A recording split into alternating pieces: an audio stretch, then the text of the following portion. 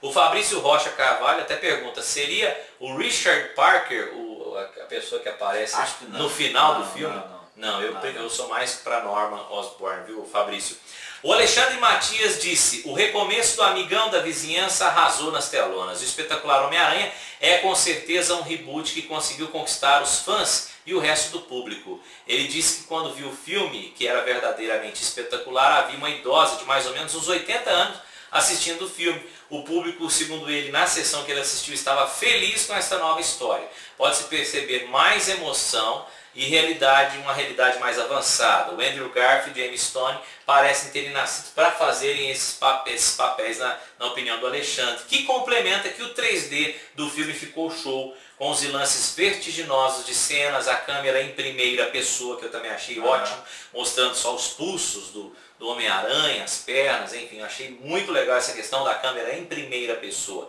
O filme foi fiel aos quadrinhos, principalmente no vilão Lagarto, que é brutal e esperto, como no filme envolve o Norman Osborn. A descoberta genética do cruzamento de DNA das espécies e os cálculos complicados deixam as portas abertas para vários vilões futuros. Ele acredita que, por exemplo, o Rhino, o Scorpion, Duende Verde, Duende Macabro, Mistério, Kraven, né, que é o Caçador, e Electro podem vir por aí, inclusive, com o próprio Venom. O que você acha do comentário do Alexandre? Eu achei perfeito. Acho que, não sei, talvez ele pode até falar isso pra gente no grupo.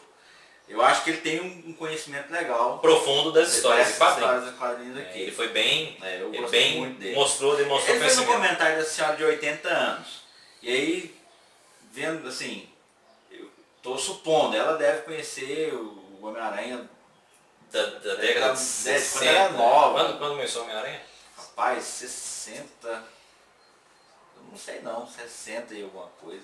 Por falar nisso, eu quero comentar uma coisa aqui. Stan Lee, como sempre aparece em todos os filmes, pra mim foi a melhor aparição do Stan Lee, né?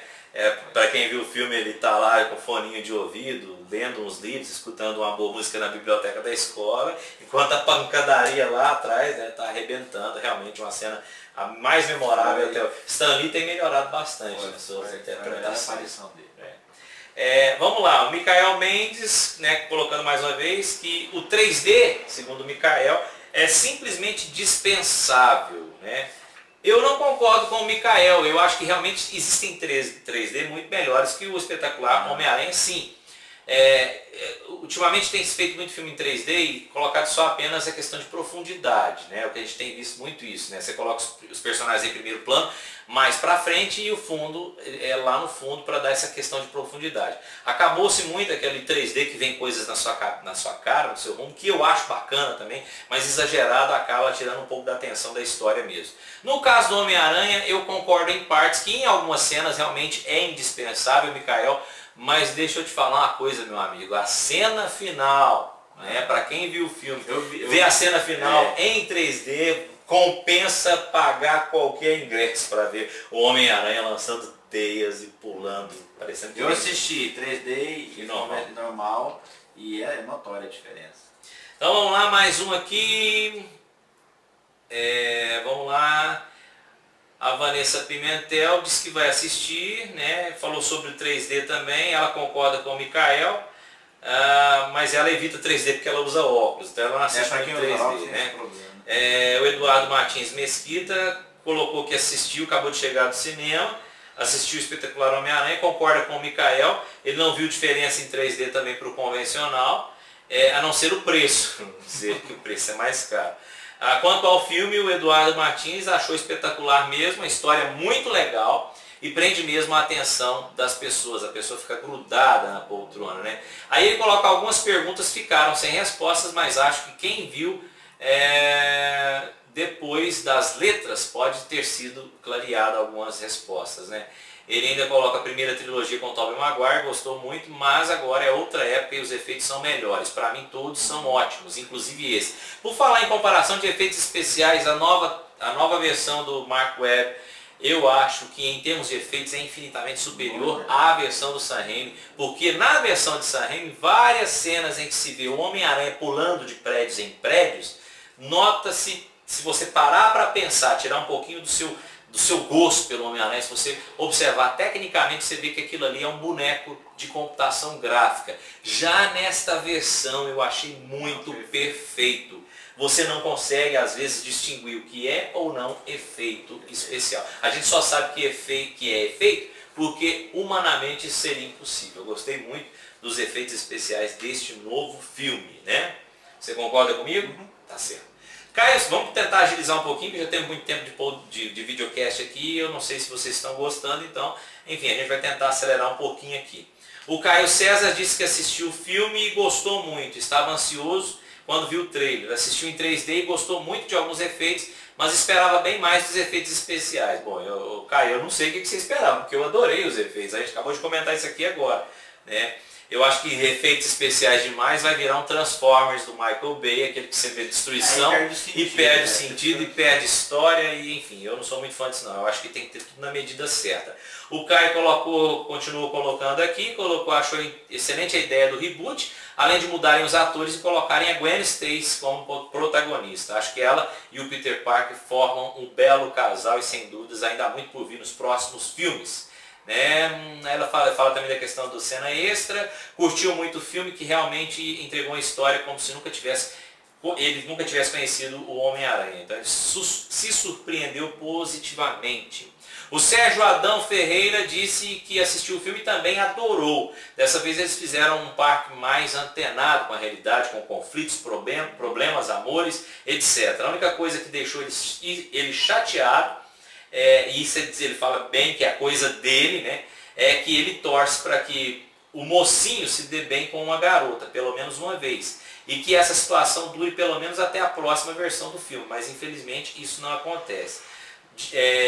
Eu já acho que não, o Sérgio Adão. Ele, na verdade, ele faz uma promessa pro Capitão Stacy, né? E no fim do filme, apesar de ter aquela questão que ele não ficaria com a Gwen Stacy, mas naquela cena da escola, quando ele chega atrasado na aula, a professora diz que isso é normal vindo de você, né, Peter Parker, você chegar atrasado. E ele fala, prometo que isso não vai se repetir. A professora diz, você não pode fazer promessas que não podem ser cumpridas.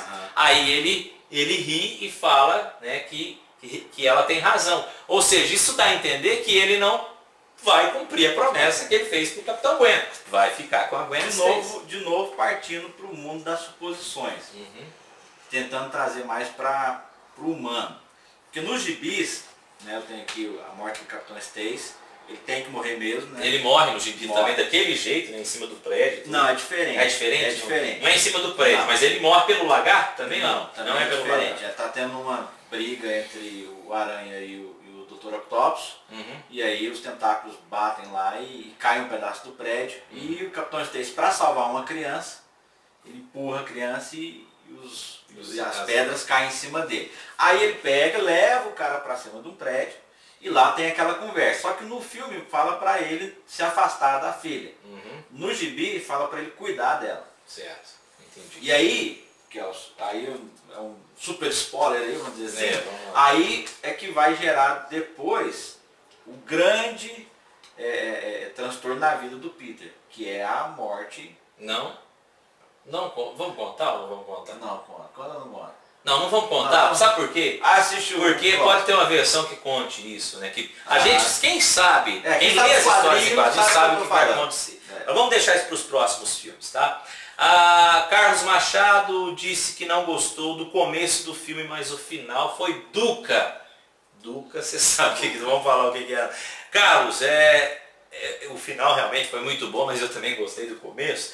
A Silvana Lopes, alô Silvana, você que sempre participa com a gente, uma querida amiga, desde quando fundamos o nosso grupo. Silvana, obrigado aí, a Silvana que é do HCO, um grande patrocinador aqui do nosso programa.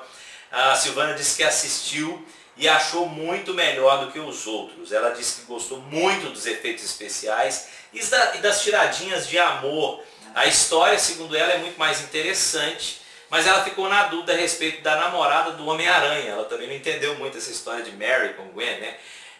Pelo que eu entendi, ela entendeu, né? Eles ficam juntos sim. Ele não cumpre a promessa que fez ao pai da Gwen. É o que a gente acabou de falar. Não é que ele não cumpre, ele subentende-se que ele não vai cumprir. Porque na verdade o filme fala que que ele não. Aí vamos ver como nós vamos explorar isso no 2. No 2, né? Carlos Machado disse que não gostou do Tio Ben. Pô, Carlos, eu achei o Martin Sheen perfeito, né? Fantástico. Mas tudo bem, a opinião dele, né? Aí ele pergunta, eu acho que ele não gostou porque ele pergunta, cadê a frase? Grandes poderes trazem grandes responsabilidades. Na verdade, essa frase não é dita dessa forma como nos gibis, como na trilogia de Sam Raimi, mas ele inventa uma outra frase que dá a entender mais ou menos isso também, né? Aí ele coloca, o lagarto é muito nojento. Claro, o lagarto tem que ser nojento, né? É um lagarto. E ele coloca, o lagarto é um mutante ninja?